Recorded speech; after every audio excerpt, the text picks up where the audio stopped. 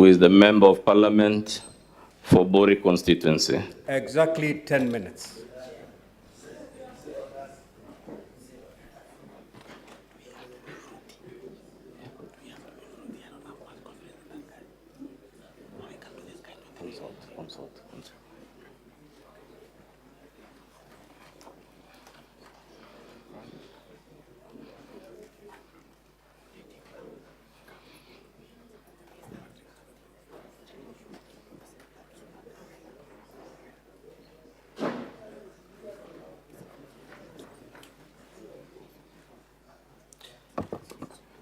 Mr. Speaker, the witness is in the chamber. He will be examined by my learned friend, Mr. Marius Maranya.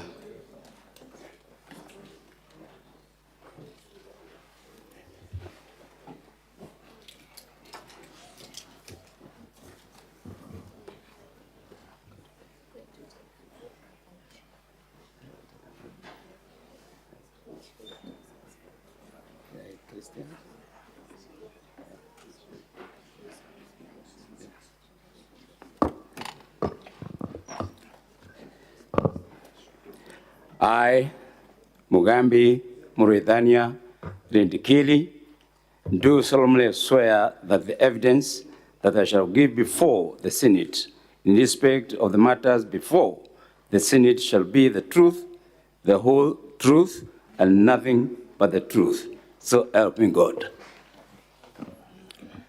Thank you. I'll begin, Honorable Speaker, for the interest of time.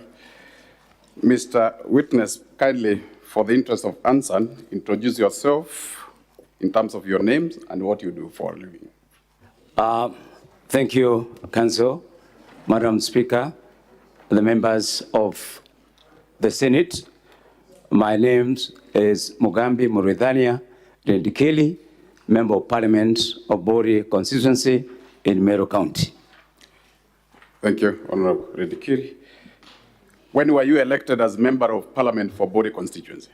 I was elected in 2017. I'm serving my second term. Would you kindly let us know the party that sponsored you to the Parliament for this term? I am an elected Member of Parliament under the UDA party. Did you record a statement in respect to the impeachment motion? I did, Madam Speaker, members of the Senate, swear an affidavit, which is, I'm sure, before this Honorable House. Senator Gloria and Senator This Bonnie Haloni. is on Can page the witness be heard in 66. silence? Take your seat, please. Can you Right, confirm that the same is on page number 66 of volume 1? Yes, I do confirm, Madam Speaker, members of the Senate, that my sworn affidavit is on page 66 of volume 1. Page 66 of volume 1. Volume 1. The volume 1, the small book. Page 66.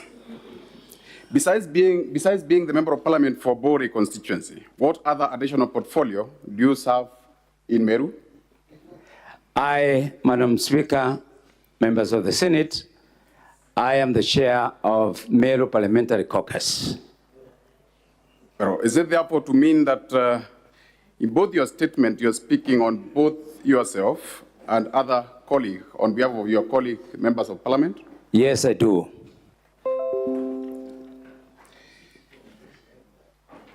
In your statement, you have variously or adversely decried the governor's vilification or bullying or demeaning of both yourself and your colleague, other members of Parliament. Yes, it is true. Would you state in particular instances that such vilification or bullying has occurred? Madam Speaker, members of the Senate, on the 10th of September, we had a function which was graced by His Excellency the President and the Deputy President and the other leaders from Meru. And when the governor took the podium, he uttered words which were not conducive to good governance and leadership in our community. Honorable Speaker, this is the clip that was played in respect to Lare presidential meeting. I may not wish to replay the same. I will rely on the same. Which other forum except the presidential meeting has the governor vilified, the members of your members and yourself, the members of parliament and yourself. Madam Speaker, members of the Senate, we had an incursion in Nakuru State Lodge where we were invited by His Excellency the President and the Deputy to cause reconciliation among the deteriorating political situation in Meru County. It wasn't very pleasant. There was exchange of words, and the President had to warn us, and we had to prematurely leave the State House. In brief, Honorable Dikiri, would you kindly state some of the vilifying words that have been said by the governor against yourself and your members of parliament? On the 10th of September, Madam Speaker, and the members of the Senate, we had gathered as usual, customary when you have visitors. The members of parliament present are given an opportunity to speak. On that specific day, we were 10 of us, including our deputy speaker of this Senate. So we were 10 number. Being mindful of time, how did you infer that in the latter meeting, presidential meeting, that the governor was making reference to you and the member of parliament when she referred to 10 cartels earning $1 million shillings? Madam Speaker, members of the Senate, it's true we were 10 members of parliament, and to me, it implies that those are the cartels that Madam Governor was referring to, because she qualified that these are the 10 cartels who earn 1 million shillings and 500 shillings and above. So my implication, she was implying the members of parliament. In your statement, you referred to Governor having referred to you as cartels, corrupt, referring to your members as introducing their co-wives, affiliates. What do you make of such pronouns?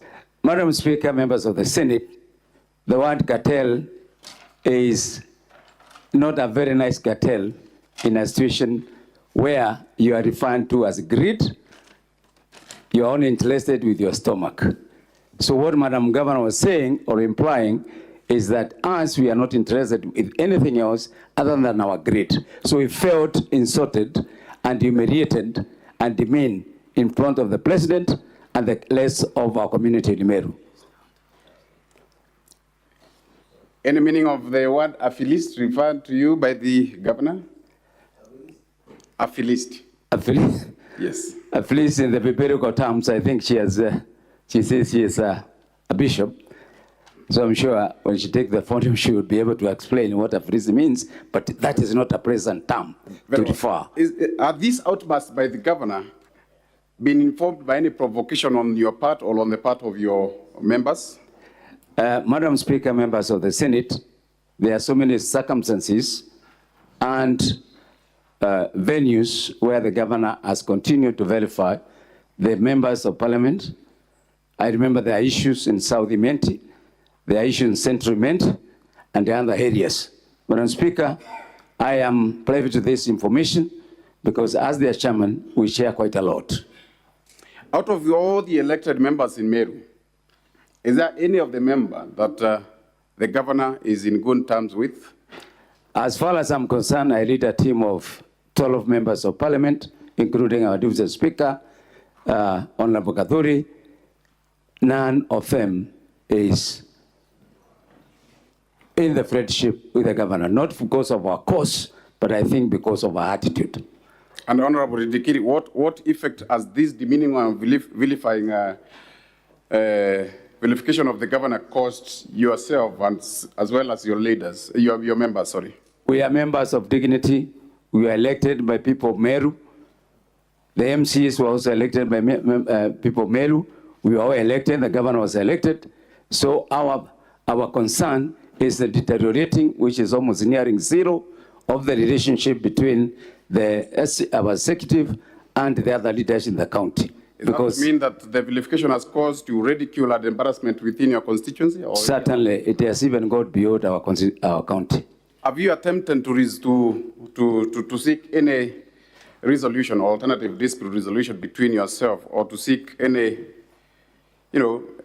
peacemaking forum with the governor? Madam Speaker, members of the Senate, yes, it is true. Our mission to the Nakuru State Lodge, that's what one of the dates of reconciliation. Madam Speaker, members of the Senate, we also had the opportunity of sitting in the boardroom of His Excellency the Deputy President. He gave us his boardroom to deliberate, to bring the MCS together, members of Parliament, and others, so that we can have an amicable solution to the deteriorating political situation in our county. Yes, and very finally, because I'm mindful of time, some of the people, some of the persons you've approached for purposes of reconciliation, are they still pursuing this one, such as you've made reference to the Deputy President? Is he still pursuing the reconciliation, or has given up? The last communication I had, they have given up. For the interest of time, I subject now the witness to cross-examination, Honourable Speaker, and thank you.